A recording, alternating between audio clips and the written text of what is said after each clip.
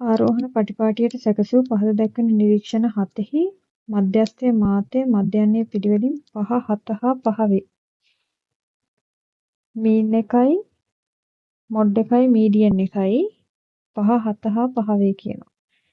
ඒකේ ඊට පස්සේ ඔය දීලා තියෙනවා ආරෝහණ පිළිවෙලට සැකසුවා කියලා රටාවක් 1, 3, 4 PQRS. එතකොට PQRS තාත්වික සංඛ්‍යා කියනවා. PQRS හොයලා ඒ නිරීක්ෂණ 7 විචලතාව 38 බෙදීම 7ක් බව පෙන්වන්නලු. එහෙම නැත්නම් විචලතාව කියලා කියන වේරියන්ස් එක 38 බෙදීම 7ක් කියලා පෙන්වන්න. එතකොට මේක හදද්දී මේ සංඛ්‍යා ටික මම මුලින්ම ලියා ගන්නම්.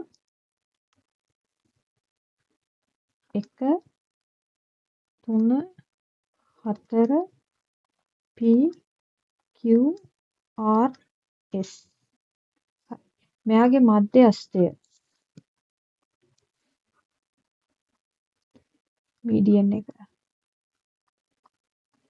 අපිට කියනවා 5යි කියලා. මේ බලන්න මධ්‍යස්ථය 5යි නම්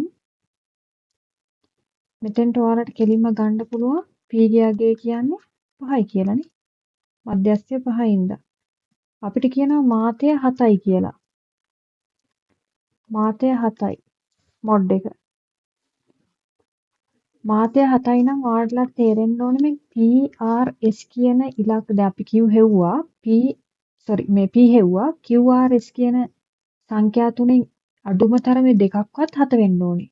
මාතය කියන්නේ වැඩිම වාර ගණනක් ඉදිලා තියෙන සංඛ්‍යාව. එහෙනම් මට ලියන්න පුළුවන් මේ QRS කියන සංඛ්‍යා තුනෙන් අඩුම තරමේ දෙකක්වත්.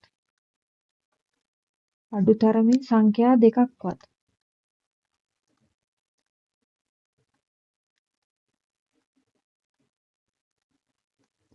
හත විය යුතුයි. හරි. ඊට පස්සේ අපිට කියනවා මධ්‍යයන්නේ මේකේ මීන් එක x භාගයගේ අපි මේ හැම වැලියු එකක්ම x කියලා ගත්තොත් x භාගයගේ 5යි කියලා. එහෙනම් මධ්‍යයන්නේ 5යි.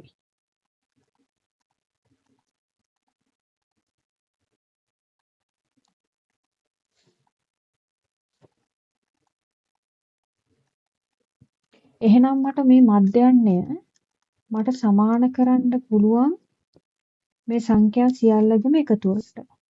1 ධන 3 ධන 4 p ගේ දැන් 5යි කියලා ගත්තා. මම මේ QRS සංඛ්‍යා දෙකක් QRS කියන සංඛ්‍යා තුنين දෙකක් ගන්න 7යි කියලා. අනිකයාගේ මම දන්නේ නැහැ අනිත් කෙනාගේ A කියලා ගන්න. මේක සංඛ්‍යා ගානින් බෙදෙන්න ඕනේ. බෙදුනහම මට එනවා මෙතන 35යි. මෙයාව එකතු වෙද්දී 4යි 8යි 13යි 37යි. එහෙනම් මෙතන A ගේගේ එනවා 8යි කියලා. හරි. එහෙනම් මට කෙලින්ම ලියන්න පුළුවන් Q ගේගේ R ගේගේයි සමානයි A ගේ තමයි 7. Q ගේගේත් 7යි R ගේගේත් 7 වෙනවා. හේතුව මාතේ 7යිනේ. එතකොට අඩුම තරමේ සංඛ්‍යා දෙකක්වත් තියෙන්න ඕනේ මාතයට අදාළව. ඒ කියන්නේ 7ට අදාළව. ඊට පස්සේ එහෙනම් දැන් මම මේ අනිත් අපි නොදන්න පදේ තමයි නොදන්න පදේ අගය A කියලා ගත්තේ. එහෙනම් S ගේ අගය තමයි ඔය ඇවිල්ලා තියෙන්නේ 8යි කියලා. මොකද මේක ආරෝහණ පිළිවෙලකට තියෙන්නේ. හරි. වැඩිම අගය තමයි අවසානටම තියෙන්නේ. ආය අහනවා මෙයාලගෙන් විචලතාව